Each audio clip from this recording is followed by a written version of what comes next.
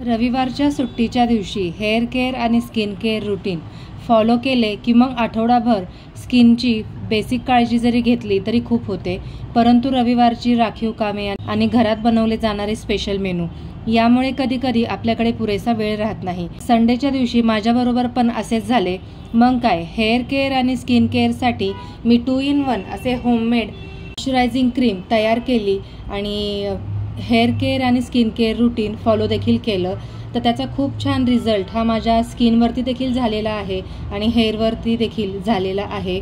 माझी skin clear आणि soft तर झालीच, पण त्याचबरोबर फेशियल ग्लो देखील आलेला तुम्हाला या व्हिडिओमध्ये दिसत असेल आणि केस देखील खूपच सॉफ्ट, सिल्की आणि शायनी झाले होते. तर ही जी मॉइश्चरायझिंग क्रीम आहे ही कशी बनवायची आहे, कशी वापरायची आहे या संदर्भातला माझा आजचा हा व्हिडिओ असणार आहे. नमस्कार, रीनाज फंडामध्ये तुम्हा सर्वांचं पुन्हा एकदा खूप खूप स्वागत आहे. हा व्हिडिओ तुमच्यापर्यंत पोहोचवेपर्यंत नेक्स्ट संडे आता येऊन ठेपलेला आहे, परंतु माझं हे वीकली पॅम्परिंग रुटीन असल्यामुळे तुम्ही येत्या संडेला देखील हे माझे रुटीन आहे तसे फॉलो करू शकता. तर चला तर मग आता आपण व्हिडिओला सुरुवात करूयात. या ठिकाणी मी 3 ते 4 टेबलस्पून घट्ट असे दही घेतलेले आहे. दही जे आहे ते केसांसाठी आणि स्किनसाठी देखील सर्रास वापरले जाते. याच्यामध्येच आपण आता 1 टेबलस्पून ॲलोवेरा जेलचा वापर करणार आहोत. हे जे ॲलोवेरा जेल आहे हे हायड्रेशन टिकून राहण्यासाठी, केसांसाठी आणि स्किनसाठी देखील वापरले जाते. याच्यामध्ये आपण 2 टेबलस्पून कोकोनट ऑइलचा वापर हा करणार आहोत. केसांवरती शाईन येण्यासाठी, केसांचा सिल्कीनेस वाढण्यासाठी, त्याचबरोबर चेहऱ्यावरती ग्लो येण्यासाठी, चेहऱ्यावरचे काळे डाग घालवण्यासाठी, डोळ्याखालची काळी वर्तुळे कमी करण्यासाठी आपण कोकोनट हेअर ऑइलचा देखील वापर करू शकतो. तर अशा पद्धतीने हे तिन्ही इन्ग्रेडियंट या दह्यामध्ये 1 मिनिट आपण छान फेटून घेणार आहोत. अशा पद्धतीने एक क्रीमी मिश्रण इथे तयार झालेलं आहे. आता यामध्ये 3 ते 4 ड्रॉप आपण पेपरमिंट ऑइलचे घालणार आहोत.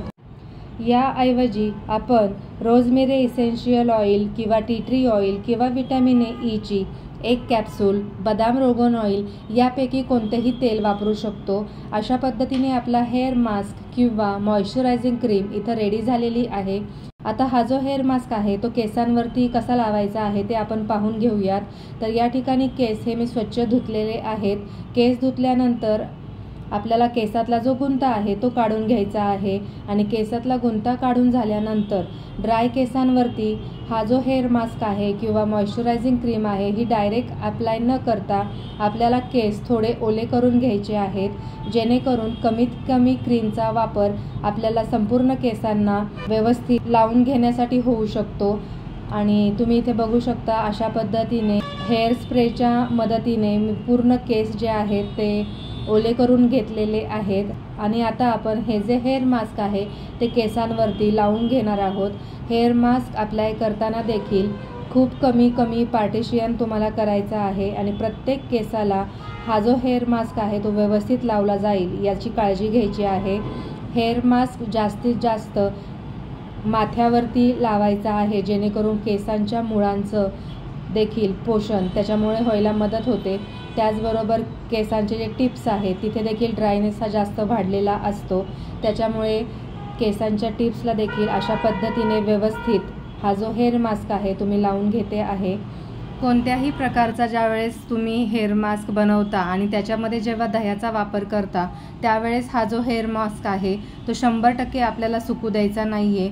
तर एक 50 ते 60% हेअर मास्क सुकल्यानंतर लगेचच हेअर वॉश हा करायचा असतो आणि हेअर वॉश करण्यासाठी कोमट पाण्याचाच वापर हा केला गेला पाहिजे, जेणेकरून केसांचा जो एक्स्ट्रा तेलकटपणा असतो, जो दह्यामुळे आलेला असतो, तो निघून जाण्यास मदत होते. कारण जास्त तेलकटपणा देखील आपल्या केसांच्या मुळांसाठी चांगला नसतो, कारण याच्यामुळे केसांमध्ये कोंडा होण्याचं प्रमाण देखील वाढू शकतं. तर असेच काही डूज आणि डोंट्स या व्हिडिओमध्ये मी पुढे देखील तुमच्याबरोबर शेअर करणार आहे आणि त्यामुळे माझा हा व्हिडिओ शेवटपर्यंत नक्की बघा. आणि माझा जर हा व्हिडिओ तुम्ही प्रथमतःच पाहत असाल आणि माझे व्हिडिओ तुम्हाला आवडत असतील तर माझ्या चॅनलला लाईक, शेअर आणि सबस्क्राईब नक्की करा. तर अशा पद्धतीने हेअर मास्क हा मी केसांना लावून घेते. केसांना हेअर मास्क लावून झाल्यानंतर हलक्या हाताने आपल्याला केसांच्या मुळाशी थोडं मालिश करायचं आहे. जेणेकरून हा जो हेअर मास्क आहे याच्यामुळे आपल्या स्कॅल्पचं देखील क्लिन्झिंग होतं। आता हेअर मास्क लावून झाल्यानंतर कमीत कमी अर्ध्या तासानंतर मी हेअर वॉश हा करणार आहे। हेअर वॉश करण्यासाठी माइल्ड शॅम्पूचा वापर मी इथे करणार आहे। परंतु हा जो अर्ध्या तासाचा वेळ आहे तो वाया न घालवता आता लगेचच आपण स्किन केअरकडे वळूयात। तर जे शिल्लक राहिलेलं मॉइश्चरायझिंग क्रीम होतं किंवा मास्क होता तो आता आपण स्किनवरती लावून घेणार आहोत। याच्यामध्ये आपण दह्याचा वापर केलेला आहे, ॲलोवेरा जेलचा वापर केलेला आहे, कोकोनट ऑइलचा वापर केलेला आहे आणि टी ट्री ऑइलचा देखील वापर केलेला आहे।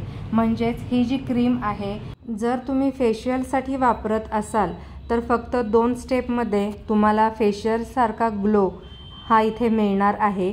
तर अशा पद्धतीने चेहऱ्यावरती ही पूर्ण क्रीम अप्लाय करून झाल्यानंतर कमीत कमी 1 मिनटं ते 2 मिनटं आपल्याला फेस मसाज हा द्यायचा आहे। फेस मसाज करत असताना डोळ्याच्या भोवती देखील आपल्याला स्ट्रोक हे द्यायचे आहेत, जेणेकरून डोळ्याच्या भोवती जर काळी वर्तुळे असतील तर ती देखील हळूहळू फिक्कट होत जातात। ज्यावेळेस आपण पार्लरमध्ये फेशियल करायला जातो त्यावेळेस ते आपल्या कपाळावरची टिकली देखील काढून ठेवायला लावतात, परंतु जेव्हा ह्याच स्टेप आपण घरी फॉलो करतो त्यावेळेस टिकली काढण्याचा देखील आपल्याला कंटाळा येतो।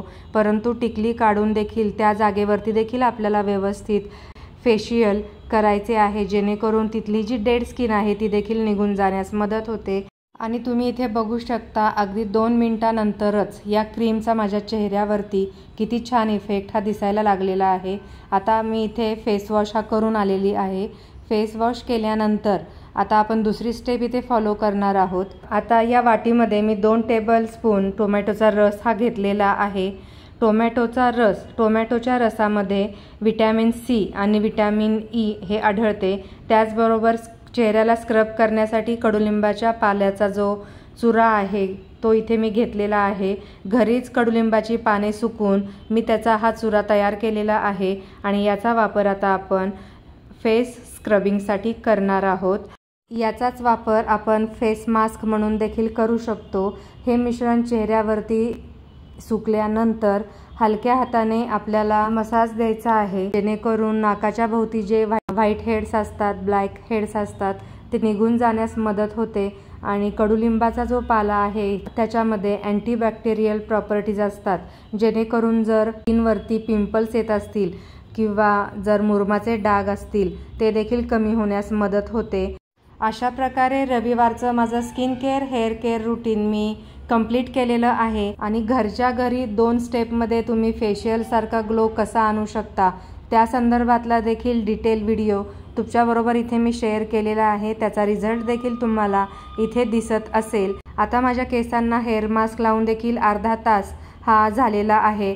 तर आता हेअर वॉश करून घेते आणि त्याच्यानंतरचा माझ्या केसांवरती आणि स्किनवरती या मॉइश्चरायझिंग क्रीमचा किंवा मास्कचा काय इफेक्ट झालेला आहे तो देखील तुमच्याबरोबर शेअर करते।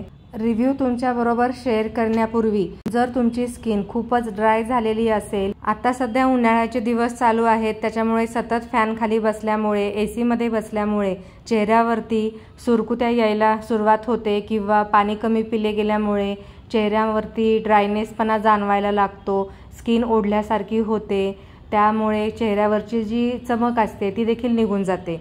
तर ती निघून जाऊ नये किंवा गेलेली चमक पुन्हा मिळवण्यासाठी आठवड्यातून एकदा हे जे घरचे साजूक तूप आहे ते आपल्याला चेहऱ्यावरती लावून चेहऱ्याला हलक्या हाताने 1 ते 2 मिनिटं फेस मसाज हा द्यायचा आहे, जेणेकरून चेहऱ्याचा जो ड्रायनेस असतो तो कमी होतो, स्किन तजेलदार होते, चेहऱ्याची गेलेली चमक पुन्हा मिळते। तर हे जे रुटीन आहे हे वीकली किंवा 15 दिवसातून एकदा मी रेग्युलर फॉलो करत आलेली आहे। तर चेहऱ्यासाठी तुपाचा वापर हा का करायचा आहे, त्याचे फायदे काय आहेत आणि तूप चेहऱ्यासाठी कोण कोण वापरू शकतं किंवा कोणाकोणाला तूप हे चेहऱ्यासाठी सूट होत नाही यावरचा एक डिटेल व्हिडिओ मी नेक्स्ट टाइम तुमच्याबरोबर शेअर करणार आहे। तर आता या दोन्हीही स्किन केअर आणि हेअर केअरचा जो रिव्ह्यू आहे तो थोडक्यात पाहूयात। तर तुम्ही इथे बघू शकता माझ्या केसांवरती किती छान अशी शाईन आलेली आहे, केसांमध्ये सिल्कीनेस तुम्हाला जाणवत असेल। त्याचबरोबर माझ्या चेहऱ्यावरती देखील चमक आलेली तुम्हाला दिसत असेल. मी कोणत्याही प्रकारचा मेकअप हा चेहऱ्यावरती कोणत्याच व्हिडिओत हा केलेला नसतो. मेकअपमध्ये फक्त ओठांसाठी लिपस्टिक आणि नखांसाठी नेल पेंट या दोनच गोष्टी मला जास्त आवडतात. त्यामुळे केसांसाठी आणि त्वचेसाठी जास्तीत जास्त DIYs होम रेमेडीजचा वापर हा मी जास्त करत असते. त्याचबरोबर माझं डाएट हे देखील हेल्दी कसं राहील या संदर्भात जास्तीत जास्त माझे प्रयत्न असतात.